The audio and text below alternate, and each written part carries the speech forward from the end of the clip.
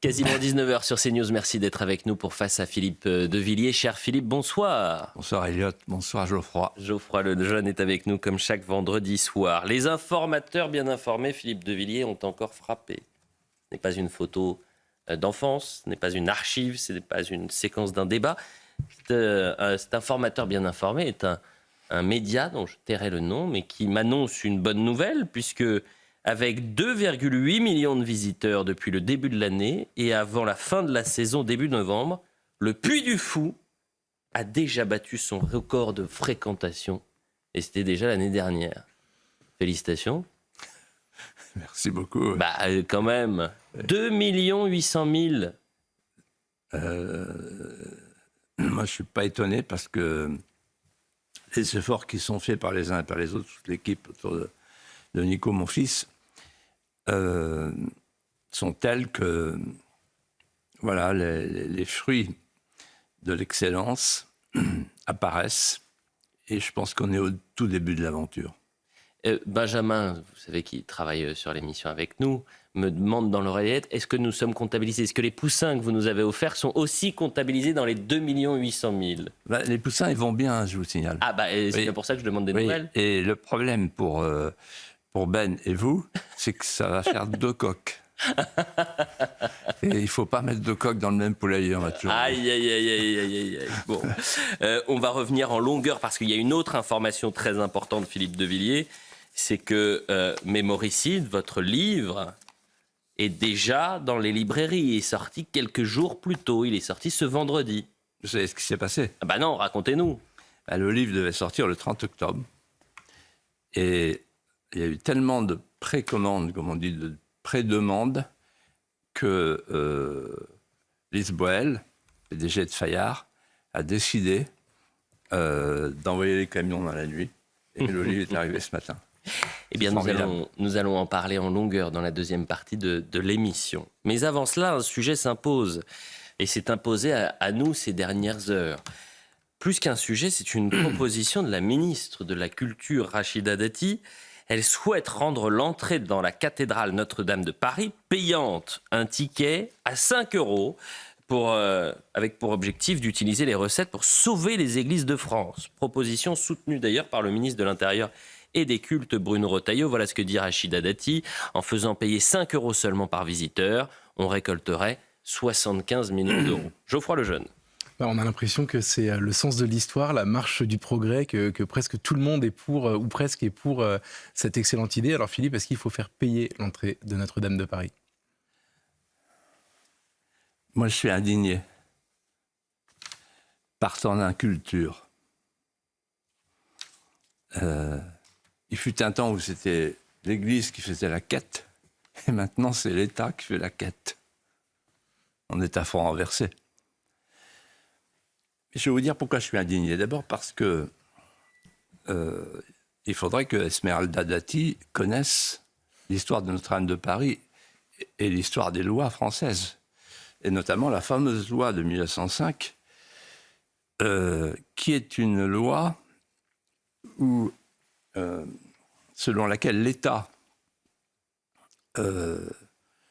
récupère le patrimoine des cathédrales et des églises, et en contrepartie, selon l'article 17, sauf erreur de ma part, impose l'idée qu'il n'y aura jamais de taxes et de redevances et que l'entrée sera toujours gratuite. Donc il y a une sorte d'engagement mutuel, si l'on peut dire, confiscation des biens, c'est la loi de 1905, qui est dans le prolongement de la constitution civile du clergé, et en même temps, en contrepartie, pas de taxes, pas de redevances. Donc là, on est dans l'illégalité la plus totale. Donc le dossier n'a pas été travaillé. De la part du ministère des Cultes et de la part du ministère de la Culture. Bon, disons qu'à se concerter et travailler. Il y a d'ailleurs des conseillers dont c'est la spécialité quand même. Ensuite, il y a un deuxième point. Alors, j'ai trouvé le communiqué de Monseigneur Ulrich, l'archevêque de Paris, absolument remarquable. Il faut le lire, le relire. Et notamment sur un point, c'est que l'Église ne doit pas devenir un musée. il y a une différence entre un musée et une église. Je le dis à la ministre de la Culture. C'est que dans un musée, on paye et on voit des œuvres qui sont mortes. Et d'ailleurs, comme disait Chirac, on les fait mourir pour la deuxième fois, parce que quand on les décroche de la vie où elles étaient, on les sort de leur contexte vital. Mais dans une cathédrale, quand il y a le tombeau d'Isabelle de Hainaut, dans la nef, où il y a la couronne d'épines, est-ce qu'on taxe la couronne d'épines ? Est-ce qu'on taxe la prière ? Est-ce qu'on taxe l'élévation des âmes ? Et puis, il y a une question plus fondamentale que ça. Je vous ai entendu hier tous les deux, vous étiez excellents avec William. Merci. Ouais. Et vous avez dit une chose très juste. C'est un symptôme de la déchristianisation. Et le symptôme, c'est qu'en fait, la ministre de la Culture et le ministre de l'Intérieur sont tellement hors de ce qu'est la perspective historique de la civilisation française qu'ils disent ça avec candeur et bonne volonté. Mais en réalité, c'est quoi la cathédrale Notre-Dame de Paris ? C'est la maison de tous les Français. Malraux disait très bien un monument historique classé offrant ses façades au regard des passants n'est plus tout à fait la propriété de celui qui le possède, mais par une sorte de prescription acquisitive, il devient la propriété de ceux qui le regardent, pourvu que ce soit un regard d'amour. Et donc, Notre-Dame de Paris, comme disait Victor Hugo, c'est la maison de tous les Français. C'est-à-dire que ce vaisseau renversé, cette arche de Noé, a accueilli nos forêts, nos jardins, jusqu'à nos grimaces qui sont devenues des gargouilles, nos transparences de l'âme immémoriale avec les vitraux. Le peuple français a déposé ses chefs-d'œuvre dans ce haut lieu qui lui appartient. Alors il y a l'affectataire, l'évêque, et il y a le propriétaire en titre, l'État, mais le véritable propriétaire, c'est le peuple français. Et donc moi je dis, pas touche à Notre-Dame. Si vous voulez trouver 75 millions d'euros, ce qui est absolument nécessaire, si vous voulez, moi j'ai des pistes. Par exemple, l'audiovisuel public a été augmenté de 75 millions d'euros cette année. On peut peut-être leur demander un peu de modération. Ouais. Et c'est prière contre prière, vous voyez, entre l'audiovisuel public et Notre-Dame de Paris. Voilà. Et donc, qu'on laisse les pèlerins, qu'on laisse les touristes, qu'on laisse les passants, qu'on laisse les paroissiens, qu'on laisse même les réfugiés, qu'on laisse ceux qui trouvaient asile au Moyen-Âge dans les églises. L'église, c'est le lieu du refuge et de la supplication. Qu'on laisse, par les temps qui courent, les Français supplier comme ils l'entendent gratuitement. Supplier pour que les hommes politiques retrouvent la tête et le cœur et la civilisation française. Philippe de Villiers, régulièrement vous avez abordé dans cette émission la lutte contre la drogue. On a appris qu'un député La France Insoumise, député de Loire-Atlantique, Andy Kerbrat, avait été pris en flagrant délit d'achat de stupéfiants, une drogue de synthèse, la 3-MMC, son dealer, un mineur. À droite, nombreux sont ceux qui appellent à sa démission. À gauche, beaucoup plaident l'accompagnement, voyant en la consommation de drogue une addiction. Et cette affaire vous a rappelé une séquence des années 60, 1959, si mes souvenirs sont bons, avec l'un des plus grands comédiens de notre histoire, à savoir Bourvil. Alors regardons la séquence, puis ensuite on va demander mais pourquoi vous avez pensé à cela. Mesdames, Mesdemoiselles, Messieurs, en tant que délégué de la Ligue anti-alcoolique, je vous parlerai de l'eau minérale, de l'eau ferrugineuse. L'eau L'eau ferrugineuse, comme son nom l'indique, contient du fer. Du fer. Et le dire, c'est bien, mais le faire, c'est mieux. L'alcool, non, mais l'eau ferrugineuse, oui. Geoffroy Lejeune. Rappelons que Bourvil a eu un fils qui est devenu député d'ailleurs. Philippe, pourquoi avez-vous pensé à cette séquence? Pourquoi avez-vous pensé à Bourvil? Et quelle analyse, plus sérieusement, faites-vous de toute cette affaire? C'est très simple. J'ai vu que le fameux député avait signé une pétition et qu'il militait contre la drogue. Il y a 4 jours. Et 4 jours après, il se fait gauler avec un mineur qui lui vend de la drogue. Et donc, inévitablement, j'ai pensé à Bourvil, parce que, si vous voulez, je vais vous la faire. L'alcool, non. L'eau ferrugineuse, oui. Alors maintenant, on va faire Cabra, ensemble. La cam, non. La coke, oui. Donc, il y a... les gens de LFI sont des militants tribuniciens qui vivent un oxymore de vie. Ils sont pour le féminisme, et Catalin se fait coincer, ils sont pour Rima Hassan, problème financier, etc. Ils vivent 2 vies à la fois, dans leur vie militante. Et en fait, leur rêve, là, ça serait de faire de l'Assemblée nationale une salle de shoot. Oui. Et à ce sujet, je voudrais dire ceci. J'ai quelques accointances parmi mes vieilles amitiés dans le milieu politique. Et ce qu'on me dit, c'est que le médecin de l'Assemblée a beaucoup de travail en ce moment. C'est très sérieux. Et il y a un magistrat qui s'appelle Charles Prats, que vous connaissez, qui est tout à fait remarquable, ancien pilote d'avion, et qui a dit ce matin, il faut faire comme pour les pilotes d'avion, tous ceux qui ont les destinées du peuple en main, proposition reprise par Elliott d'ailleurs au téléphone. En fait, 2 avions à réaction, quoi. Charles Prats et Elliott Deval. Et alors, il a dit, les pilotes d'avion, on les contrôle, normal, ça rassure les passagers. Il faut qu'on contrôle les députés, les sénateurs, et en fait, tous ceux qui ont charge d'âme. Mais moi, je vais plus loin. Le problème de la drogue, c'est d'abord la consommation. Quelqu'un a dit récemment, les consommateurs du sang sur les mains. Bon, voilà. Et donc, en fait, comment Jean-Luc Mélenchon peut-il dire, et Sandrine Rousseau peut-il dire, on attend que tu reviennes, reviens-nous en forme. Non, mais c'est... et pendant ce temps-là, il y a les policiers de France, partout, à Nice en ce moment notamment, qui mettent leur vie en jeu pour démanteler les trafics de stupéfiants. Voilà.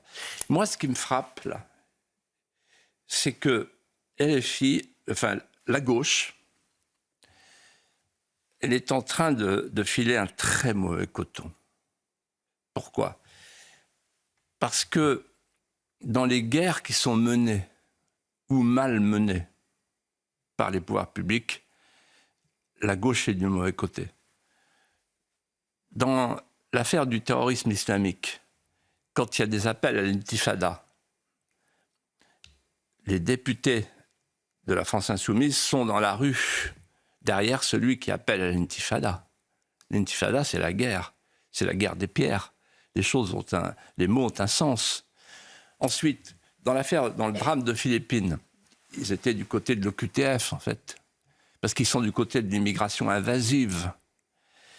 Et dans le débat du narcotrafic, vous imaginez ce que peuvent penser les magistrats de Marseille qui ont dit « on a peut-être perdu la guerre ». Et en fait, dans une société où il y aurait la poigne, comme Peggy disait, le français est poignard. D'ailleurs, on voit bien dans les sondages. Le français, il veut de la poigne. S'il y avait de la poigne, moi, je pense qu'il faut envisager à terme l'interdiction de LFI.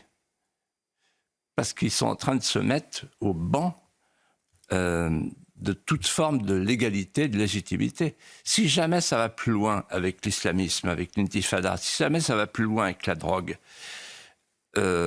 si jamais ça va plus loin avec la délinquance de rue, qui fait qu'on ne peut plus sortir de chez soi, ceux qui sont les collaborateurs, la 5e colonne, il va falloir les regarder différemment. Hein. C'est un sujet qu'on pourrait traiter en longueur, revenir sur justement ce que vous pensez, l'analyse que vous faites de la France insoumise. On ne s'attendait pas à ce que on ait une telle déclaration à l'instant. Avançons un peu dans notre émission. Philippe de Villiers, vous, dans l'actualité également et actualité internationale, revenons sur la 16e réunion des BRICS à Kazan, en Russie. Première réunion depuis l'élargissement du groupe en 2023. Je rappelle que dans ces BRICS s'ajoutent l'Égypte, l'Iran, les Émirats arabes unis et l'Éthiopie. Une attractivité grandissante et un ordre mondial bouleversé. Je vous propose d'écouter Xi Jinping, le chef d'État chinois.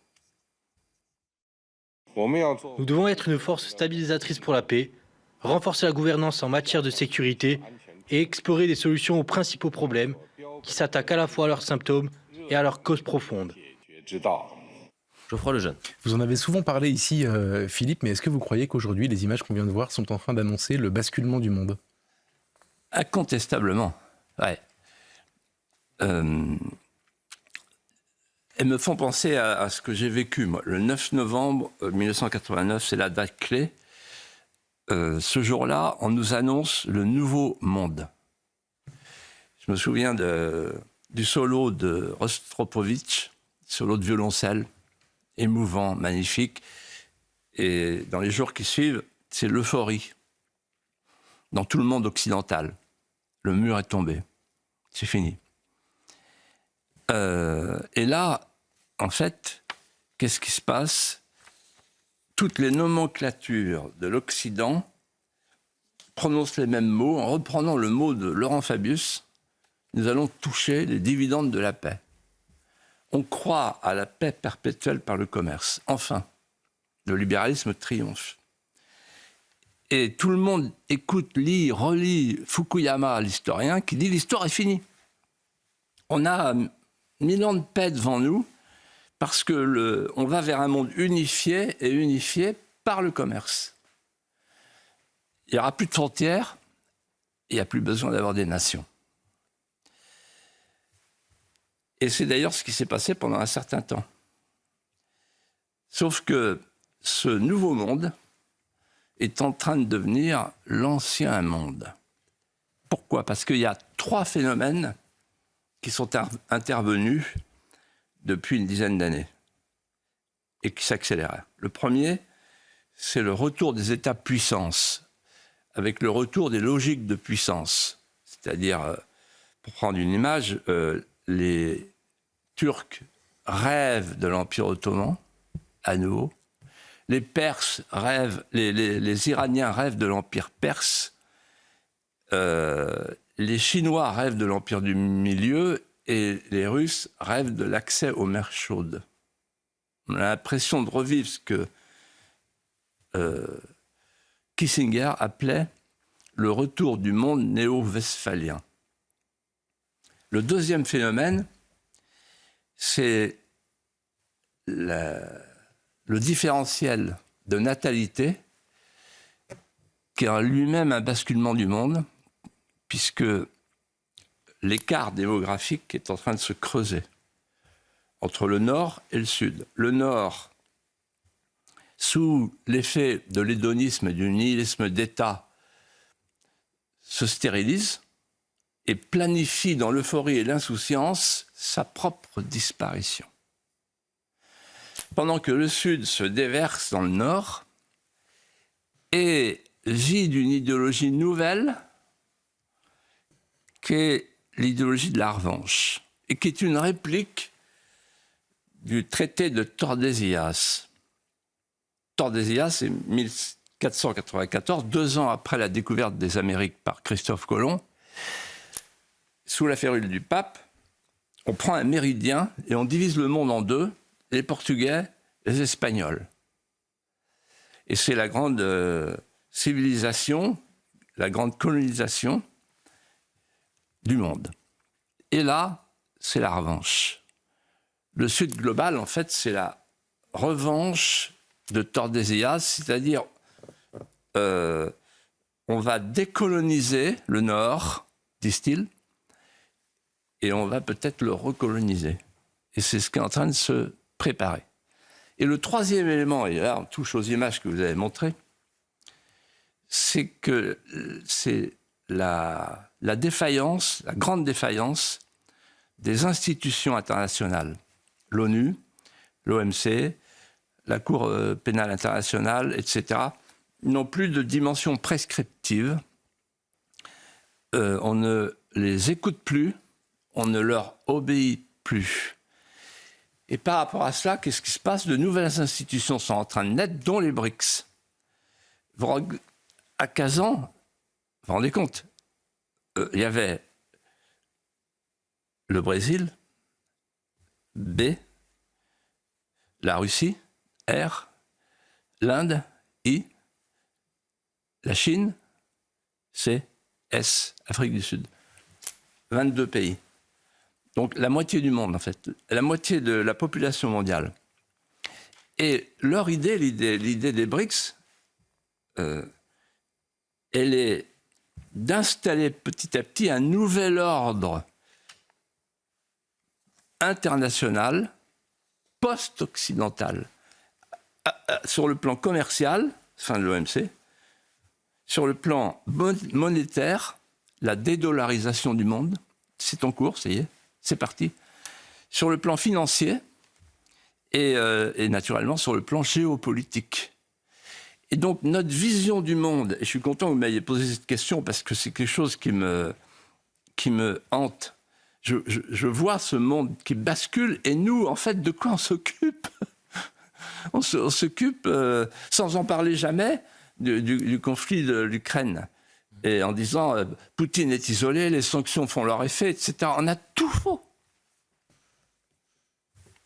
Justement, très rapidement, Philippe de Villiers, avant la publicité, pour qu'on puisse revenir en longueur sur votre ouvrage, dans ce sommet à Kazan, autour de Vladimir Poutine, en plein conflit contre l'Ukraine, conflit qui est de moins en moins, vous avez raison de le dire, traité dans les médias.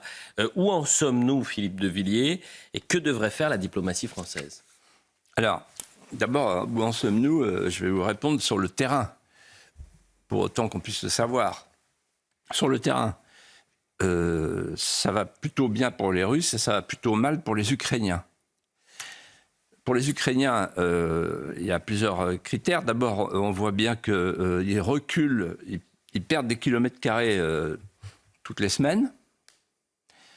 Ensuite, l'opération de Koursk a été une victoire à la Pyrrhus. Ils sont pris dans ce qu'on appelle, dans la logomachie des militaires, un phénomène de chaudron.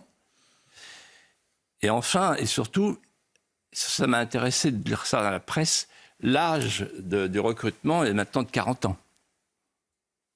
Donc il n'y a pas de réserve. En face de ça, on a la Russie. Les sanctions ont échoué. Non seulement elles ont échoué, mais vous savez, il y a une expression chez moi, chez les paysans vendéens, qui va peut-être choquer, mais tant pis. La pisser sur une clôture. Vous voyez, ça veut dire l'effet boomerang.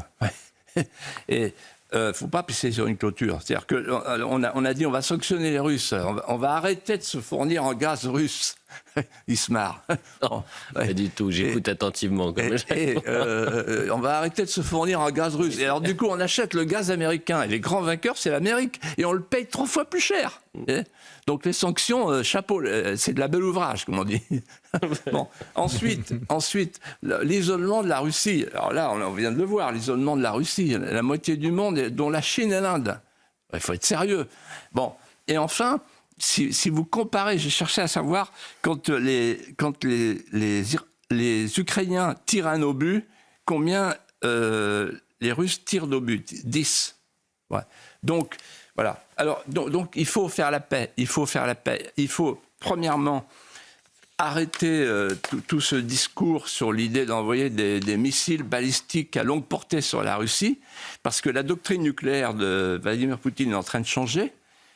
C'est plus une doctrine de non-emploi, c'est une doctrine d'emploi. pas le temps de développer, mais on pourrait revenir. Donc il faut faire attention. Et ensuite, la France, elle devrait sentir que de toute façon les choses vont se dénouer. Soit elle se dénoue sans elle, soit elle reprend l'initiative. Et c'est la conférence de Paris, et on fait la paix. Et on fait la paix pourquoi ? Parce qu'on ne va pas continuer à écrire notre avenir sur le continent américain, nous, l'Europe. Il faut écrire notre avenir sur le continent européen. Or, comme disait De Gaulle, et comme disait Napoléon avant lui, l'histoire, c'est la géographie. La géographie, les Russes sont en Europe, et c'est pas la peine de les envoyer en Asie, ils y resteront pas, ils sont en Europe. Il faudra faire l'Europe de l'Atlantique à l'Oural, un jour ou l'autre. La publicité. On revient dans un instant pour la deuxième partie de Face à Philippe de Villiers. Un peu plus de 19h30 sur CNews pour la suite de Face à Philippe de Villiers, toujours avec Philippe bien sûr et Geoffroy Lejeune. Parlons de mémoricide, Philippe de Villiers. Toute la seconde partie de l'émission, on l'accorde à votre ouvrage qui devait sortir quelques jours plus tard et désormais dans les librairies dès ce vendredi. Rappelez peut-être pour les téléspectateurs qui nous rejoignent à l'instant que c'est ce vendredi que Mémoricide est disponible dans les librairies. Première question, Philippe de Villiers, comment définissez-vous votre livre et quel est le filigrane ? D'abord, un mémoricide, c'est quoi ? C'est un attentat à la mémoire et donc à la civilisation. Mon livre, je l'ai écrit comme un viatique de survie. Un viatique, c'est une provision pour le voyage. Et un viatique de survie, pour moi, c'est une provision de piolet pour les âmes en altitude qui entreprennent de grimper le long de la paroi.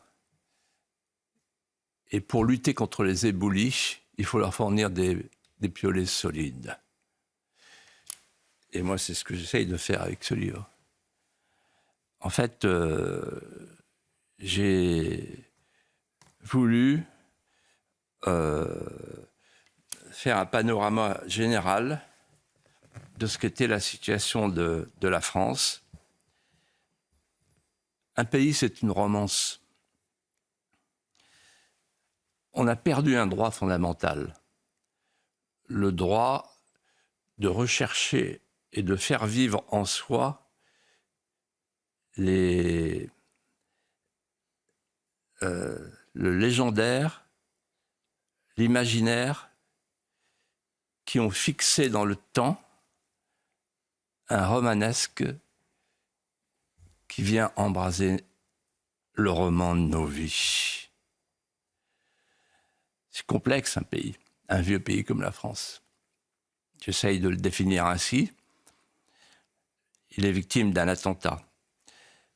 Je dis un pays, c'est une romance en fait portée par une mémoire salvatrice, la mémoire qui sauve, la mémoire qui s'en va, la mémoire qui revient et qui sauve. Qu'est-ce que ça veut dire, la mémoire salvatrice ? Ça veut dire une mémoire qui nous délivre de la mémoire pénitentielle. La mémoire pénitentielle, c'est quand on nous met en demeure de battre notre coulpe sur la poitrine de nos ancêtres.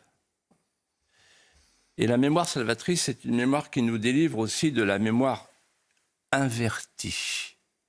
C'est-à-dire quand on nous invite à vivre à l'envers de nos pères, de nos mères, de nos repères, de nos ferveurs. La mémoire salvatrice, elle nous rend la symbolique, la grandeur, l'élégance, les affleurements de tendresse s'enfouis, les ferveurs, tout ce qui fait le sel de la vie. Et en écrivant ce livre, j'ai pensé et repensé au moment où Clovis est catéchumène à Reims. Il écoute, ils vont dans la vigne avec l'évêque vigneron. Et il entend l'évêque vigneron qui lui dit ce que l'écrivain grec Polybe avait déjà dit d'ailleurs. Toutes les sociétés obéissent à la même loi. Quand elles ont cessé de vivre de leur raison d'être et que l'idée même qui les a fait naître leur est devenue comme étrangère, elles se démolissent de leurs propres mains. Le premier symptôme, dit l'évêque Rémy, c'est la honte. Quand on a honte d'avoir existé, quand on a honte d'avoir été brillant et convoité, nous y sommes. C'est mon livre. Geoffroy Lejeune. Alors, votre livre est conçu en 3 parties. Vous parlez d'ailleurs de 3 mémoricides. Est-ce que vous pouvez nous expliquer assez rapidement, enfin assez rapidement non d'ailleurs, pourquoi 3 mémoricides et lesquels? Alors, le premier mémoricide, c'est le mémoricide de la matrice millénaire de la France. C'est Robespierre, c'est la terreur.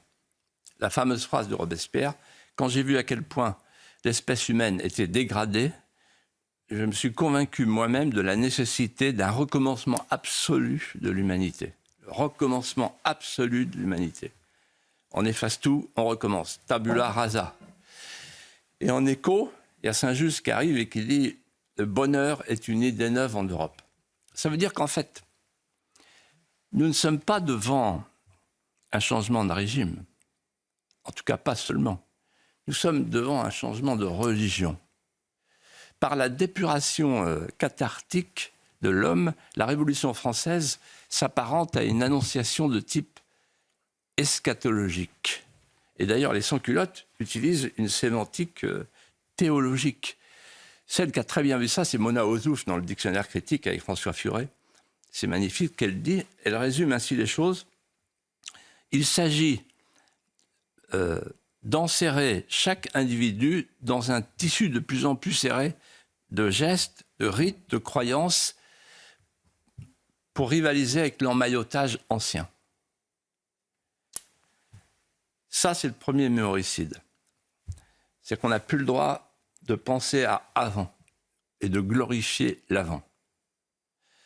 Sauf que les historiens républicains, comme je le disais récemment, après Sedan, sont orphelins, ils ont la gueule de bois, et ils se disent qu'est-ce qu'on fait? On n'a plus de fédérateur.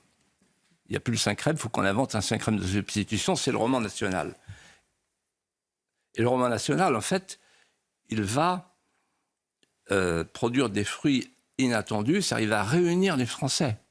Il va retrouver l'unité. Si vous me permettez juste une anecdote. Allez-y, bien sûr. Dans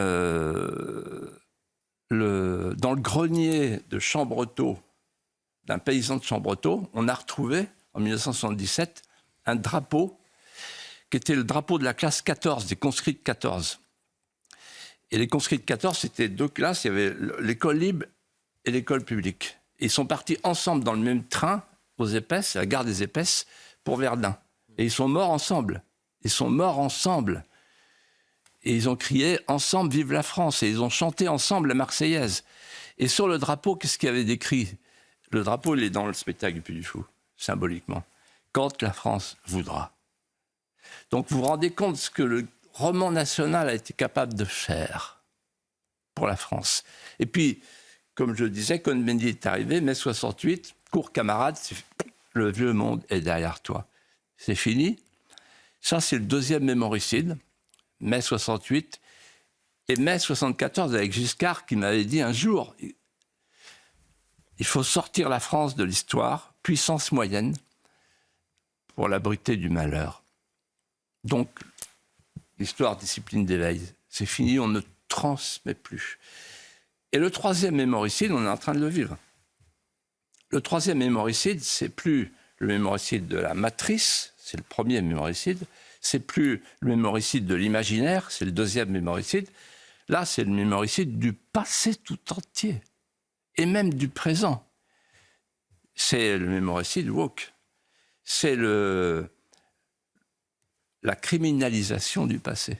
C'est-à-dire, vous les Français, vous avez fondé votre prospérité sur l'esclavagisme, le colonialisme. Donc il est temps pour nous de vous décoloniser et de vous recoloniser. Et là, on rejoint le Sud global. Et le mouvement woke s'en prend à l'occidental et aux Français qui cherchent a tiré les leçons du passé et qui veut en retirer un peu de gloire, un peu de suc, un peu de ferveur. Nous sommes interdits désormais de notre passé. Et que fait la classe politique en face du mouvement woke? Rien. Je vais vous donner un exemple. Hier, il y avait le secrétaire d'État contre les discriminations. Othman Nasrou. Oui, c'est ça. Et à la fin, Romain Desarbes lui dit « Mais alors, c'est quoi alors, comment protéger l'intégration ?» Alors il dit « Ah ben c'est simple, les valeurs de la République. » Alors là, je tends l'oreille, moi. Parce que j'ai toujours pas compris, donc peut-être que là, je vais comprendre, comme c'est un gars de droite, apparemment. Et là, il énumère, et il dit la laïcité. Ensuite, il dit l'égalité homme-femme. Bon, bah oui, ça va de soi, oui. Et enfin, le respect des orientations sexuelles. Et alors, j'attends le quatrième, la France, mais il vient pas. Donc, vous vous rendez compte que nos hommes politiques ne prononcent plus le mot France. Et c'est pourquoi mon livre risque d'être lu par beaucoup de Français qui se sentent étrangers dans leur propre pays. Je me permets juste de vous relancer. Je ne voudrais pas dévoiler tout ce qu'il y a dans le livre et je pense que les gens qui nous regardent voudront se faire leur propre opinion. Mais il y a quelque chose qui est très frappant dans votre ouvrage, c'est que vous êtes présent en fait dans beaucoup des étapes que vous venez de décrire. Par exemple, Sciences Po, vous êtes un ancien de Sciences Po, vous avez vu le passage. La construction européenne, vous avez une confidence d'un ancien Premier ministre qui vous dit, qui vous permet de tirer ce que vous appelez le fil du mensonge. Vous êtes au mur de Berlin, vous êtes un peu partout. En fait, est-ce que vous avez le sentiment d'avoir été, vous, un des témoins privilégiés de cet effondrement? Et d'ailleurs, je précise que vous racontez aussi une résurrection possible dans la dernière partie du livre. Ben, c'est-à-dire qu'en fait, moi, j'ai eu plusieurs vies. Sur le tard, une vie d'auteur, qu'on appelle écrivain. Bon. Mais avant, j'ai eu une vie de gouverneur territorial, la Vendée, etc., où j'ai créé le Vendée Globe, tout ça.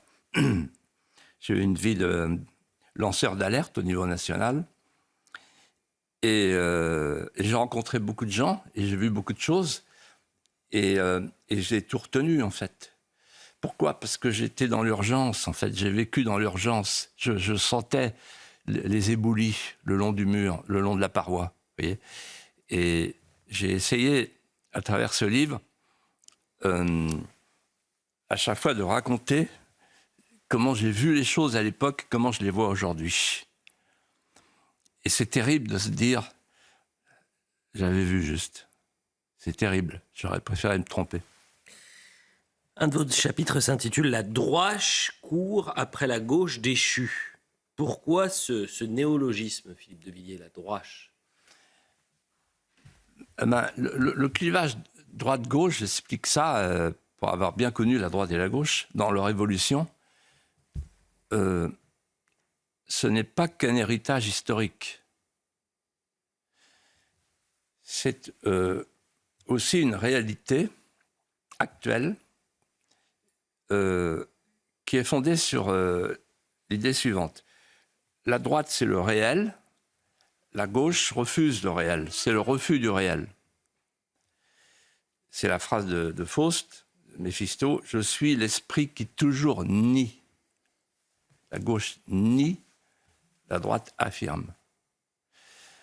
Et pour les temps qui viennent, ce clivage prend une autre allure. C'est la limite et la non-limite. La droite pose la question « pourquoi ?» La gauche pose la question « pourquoi pas ?» C'est la différence entre la limite et l'illimitation. Parce que la droite croit à un ordre naturel qui borne l'homme en ses sagesses. La gauche ne croit pas en les sagesses de l'homme, elle croit à l'aventure, au progressisme transgressif.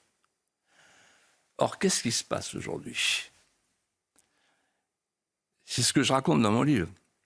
Aujourd'hui, sur les 3 grandes questions vitales, la droite est victime de ce que La Fontaine appelait dans Le Renard et les poulets d'Inde le phénomène de l'hypnose. Vous savez, les renards, les poulets d'Inde qui regardent le renard qui tourne, ils sont tellement sous hypnose qu'ils s'endorment et ils les mangent. Donc et là, tout à l'heure, quand je voyais Barnier qui annonçait qu'on allait vivre dans le noir à cause du climat, que ça serait Dakar, à Nice, etc., je ne sais pas quoi. Enfin, je me suis dit, mais ça ne va pas la tête. Enfin, bon, on court après les écolos, on court après tout le monde, on court après la gauche. Et en fait, j'ai dit 3 questions. Première question, la souveraineté. Alors là, je l'ai vécu au premier rang. En 1992, c'est Mitterrand qui mène la danse, Chirac le rejoint, Giscard le rejoint, l'UDF, le RPR, ce qui fait dire à Philippe Séguin, cette phrase fameuse que je rappelle, la droite et la gauche sont 2 détaillants qui se fournissent chez le même grossiste qui tient boutique à Bruxelles. Donc sur la question de la souveraineté, sur la question de la nation, moi qui ai connu Perfit, Pasqua, etc., et Séguin, c'est fini. Deuxième question, la question de l'impôt et de la liberté. La droite, elle a toujours considéré que la valeur précède la valeur ajoutée. Elle n'est pas marxiste. Marx dit que ce sont les infrastructures qui produisent des superstructures, c'est ce que croit la gauche. La droite croit l'inverse, elle croit que c'est la superstructure qui crée les infrastructures. Donc la valeur, parce que la valeur, elle donne la fierté de créer, et donc l'aptitude à créer. Mais la droite, elle croyait aussi que c'est la sphère privée qui crée la richesse, c'est pas la sphère publique qui la consomme. Là, elle ne croit plus ça. Quand on voit que maintenant on veut taxer la prière à Notre-Dame de Paris, ils sont la taxomanie et pas simplement la toxicomanie. Voilà. Et donc, et troisièmement, alors c'est le plus frappant en ce moment, c'est le progressisme transgressif. La droite s'est excusée, vous l'avez vu, vous l'avez entendu, d'avoir combattu pour la vie, avec la question de l'avortement. Elle s'est excusée d'avoir manifesté pour la famille et contre le mariage homosexuel. Et elle est en train de s'excuser de se battre pour les soins palliatifs et de se rallier au projet de loi sur l'euthanasie. En d'autres termes, la droite, aujourd'hui, c'est un composé de ce qu'elle était jadis et de ce qu'elle est devenue avec la gauche. C'est un magma en fusion. La droite, c'est la contraction des 2 mots, un peu de droite et beaucoup de gauche. La droite. Vous avez parlé de la droite, parlons de la gauche à présent. Pourquoi, selon vous, et c'est ce que vous exprimez dans votre livre, pourquoi la gauche est-elle déchue ? Elle est déchue parce qu'elle a muté. Là aussi, j'ai vécu, je pourrais raconter des choses extraordinaires, mais on n'a pas le temps. Il nous reste un peu de temps, non ? Il nous reste 12 minutes. Ah, bon. Alors, elle a muté. Vous voyez, il y avait 2 mythes.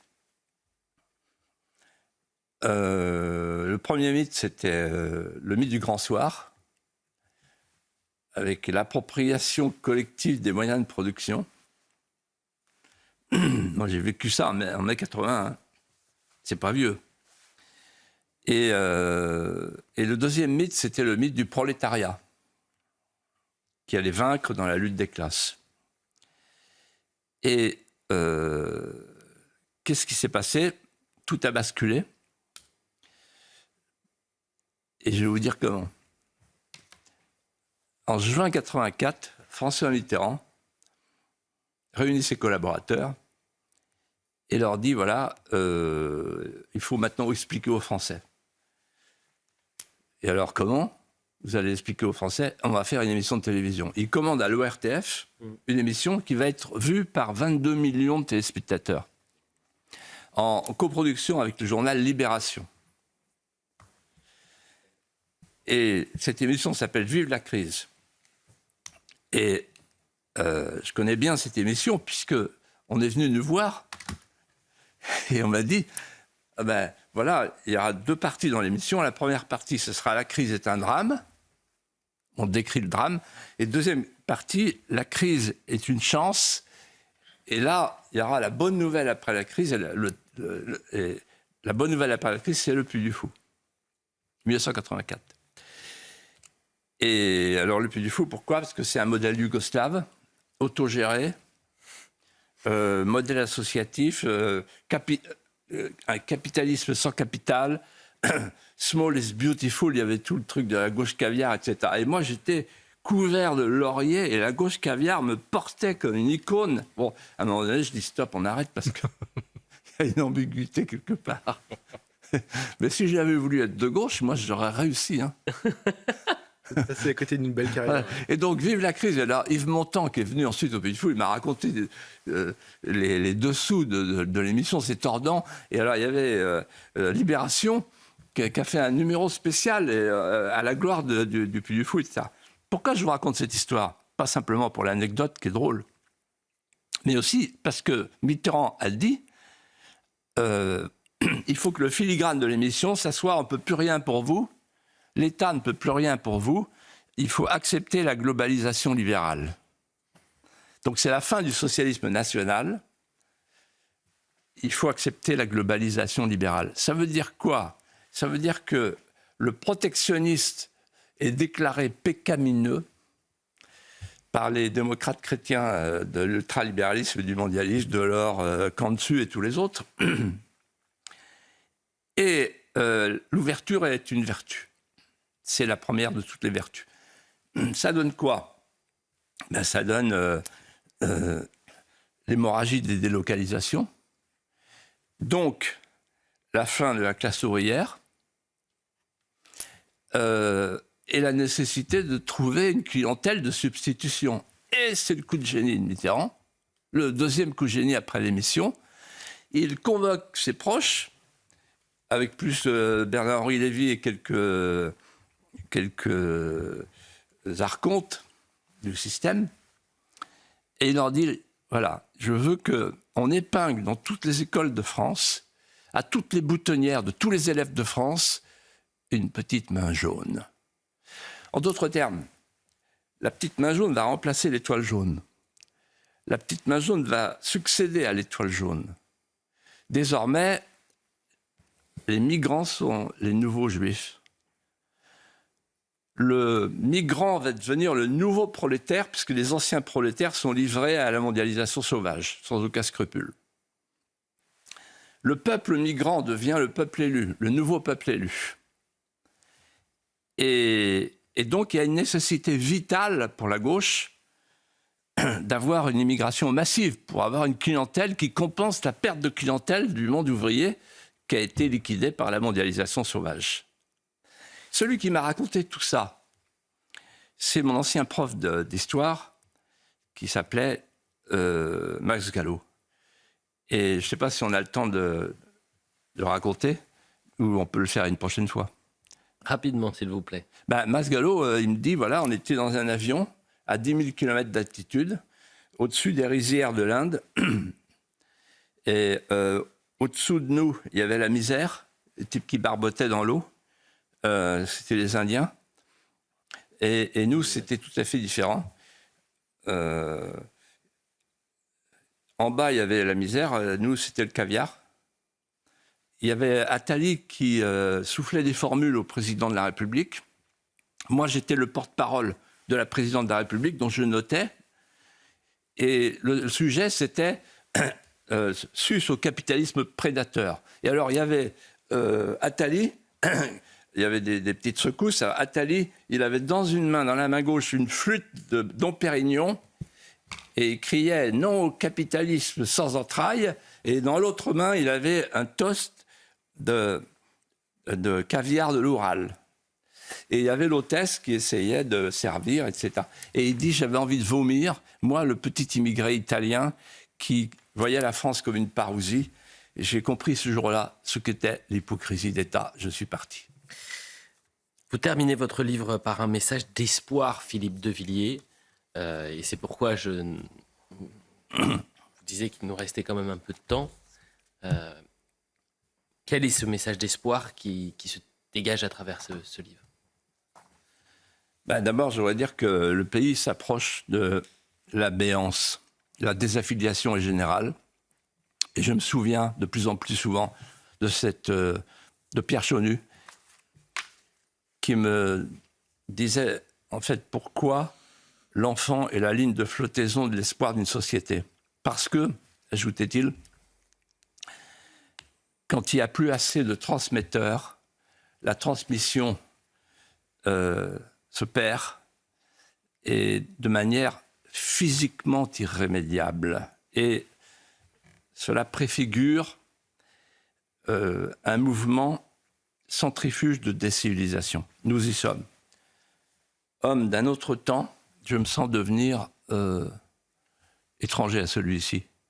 Je sais que quand je partirai, j'emporterai avec moi un monde aboli. Le pire exil, c'est l'exil intérieur, quand on ne retrouve plus le pays qu'on a aimé. Mais depuis ma tendre enfance, j'ai appris quelque chose au contact de mes parents et de mes proches. C'est qu'il ne faut jamais demeurer dans le premier sentiment et apprendre à toiser les météos brumeuses. J'ai pris la mesure de l'étymologie d'un mot au fil du temps. Le mot conservateur, qui veut dire sauveur. Et le conservateur, c'est quelqu'un qui se lasse de voir tant il y a de choses à sauver. Mais en même temps, c'est sa nature profonde, c'est son état, c'est son destin. Un conservateur, c'est quelqu'un qui divise sa journée en deux. Ça, c'est mon père qui m'a appris ça. Le matin, au réveil, il est un imprécateur pour ne pas perdre sa lucidité face au réel. Et l'après-midi, il se mue en un sauveteur pour vider sa poche d'amertume et être dans l'action. Un mot d'indignation le matin pour 2 mots de création l'après-midi. Et j'ai forgé à 18 ans une devise qui m'a sauvé dans la vie. Une société se sauve non pas par des mises en garde, mais par des réalisations qu'on accroche à contrepente. Au fil de l'histoire de France, de la longue histoire de France, il y a un mot qui revient tout le temps. C'est le mot, on l'a prononcé ici plusieurs fois, tout est perdu. Mais ce mot, il est tout de suite flanqué et démenti par un autre mot, tout est sauf. Rarement accolés, ces 2 mots marchent ensemble. Ce sont 2 millénaires de sémantique du relèvement. On s'affaisse, on se perd,